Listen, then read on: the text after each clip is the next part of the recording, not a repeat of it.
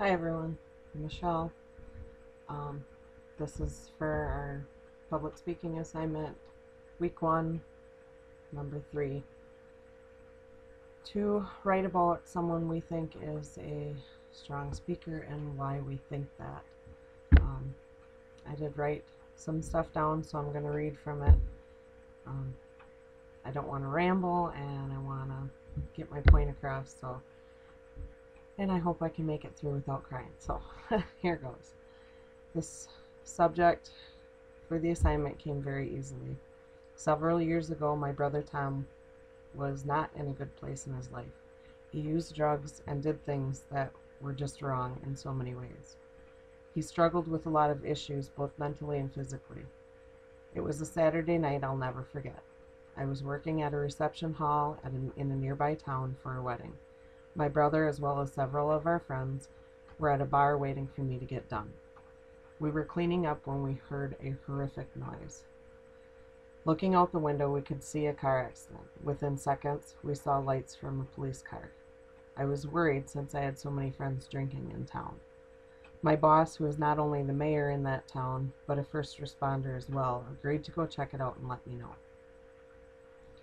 A few minutes later, he returned to tell me it was bad, but not to fear. The car was registered to a girl in Menominee. My heart sank. I told him my brother's car was registered to his roommate, and they lived in Menominee. We got back into his truck and drove to the accident. He asked me to stay in the truck while he spoke with the officer. I tried, but I was unable to. I got out of the truck and walked what seemed like a mile, but was more like 10 feet, to the overturned car. I didn't make it all the way before the sheriff stopped me. I told him it resembled my brother's car and I needed to know for sure. Asking to see the person that was in the car, he wouldn't let me. He wouldn't look me in the eye. He told me that I couldn't, and he wouldn't allow it because the driver was unrecognizable. The sheriff then asked me if it was possible to make an unofficial identification from the car or its contents. I said it shouldn't be a problem because my brother's car had a different color fender on the passenger side. I proceeded around the car to find the fender was missing. With Plan A shot down, I had to climb in the upside-down car to view some of the remaining contents. Going through the broken rear passenger window, I sifted through the things laying on the roof. I found several movies that I had recently loaned to my brother, but that didn't convince me. A moment later, I found a velvet-covered poetry book. Devastation hit, as I had just purchased that book weeks prior for Tom. I got out of the car and bolted to the ambulance. The officer also realized I had made a positive ID and grabbed a hold of me just in time. They closed the doors and drove away, sirens blazing. The police officer radioed to the ambulance that a positive ID had been made and the patient's name was Thomas John Allen. I was told he would be airlifted to Luther Hospital and I could find out whatever information there. My sister-in-law arrived at that moment and we jumped into a waiting truck and made our way across the field to where my truck was parked. We headed to my parents' house. I called and woke up my mom and dad and told them to get dressed, that I needed them to go somewhere with me. Once in the truck, I told them what happened. I thought my mom was going to jump out of the truck and run to the hospital. When we arrived, it took forever for them to tell us anything. Moments became minutes, then hours. They told us that they had lost him several times, and they would need to do immediate surgery to reconstruct his face. My parents demanded to see him before they took him to surgery. My mom said it was terrible. He was unrecognizable, but being his mom, she knew. They told him they loved him, and we were all here waiting for him when he woke up. It was days before he would wake.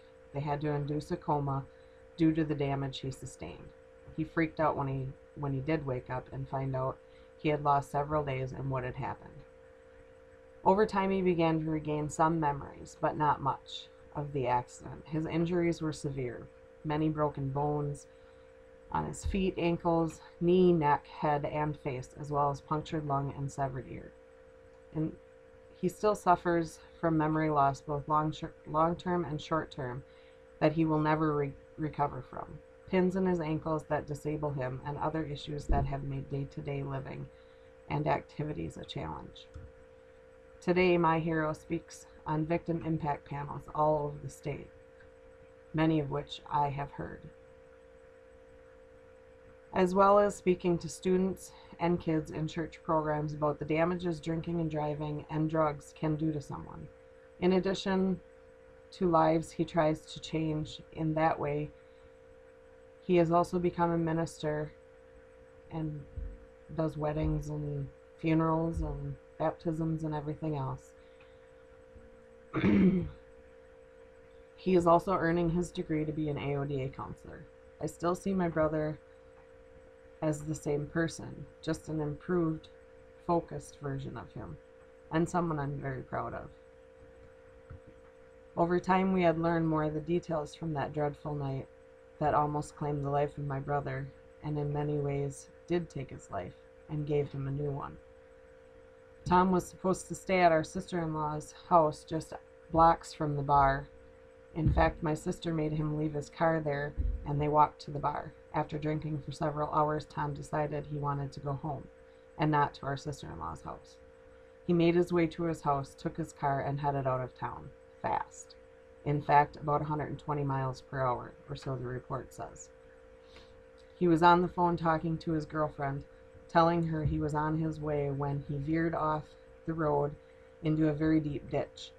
Stuck in that ditch, he was unable to get back onto the road, and his car struck a culvert in excess of 100 miles an hour.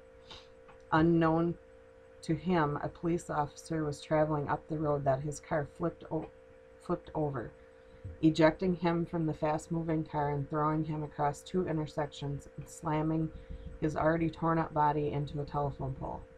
Thank God the officer was there. Doctors have told us that even moments of not receiving aid would have been fatal. Crazy as it may sound, Tom's girlfriend heard many things from the phone they had been talking on, a phone we found in hundreds of pieces. It sounds crazy, but no one spoke to her, and she beat us to the hospital. She said she heard the officers say where they were taking him. We all know drinking and driving is against the law and dangerous and shouldn't do it. But I'm sure many say, "Nothing will happen to me," or other similar statements to reassure themselves it's okay.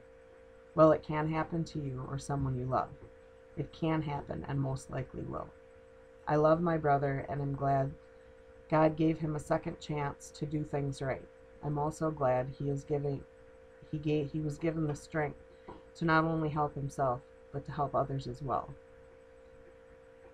I believe my brother, through his speeches, is a strong speaker because of his experience.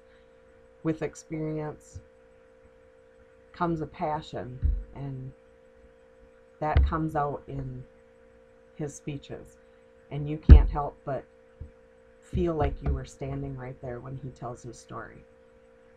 I hope he continues to do it, and I hope he changes a lot of minds.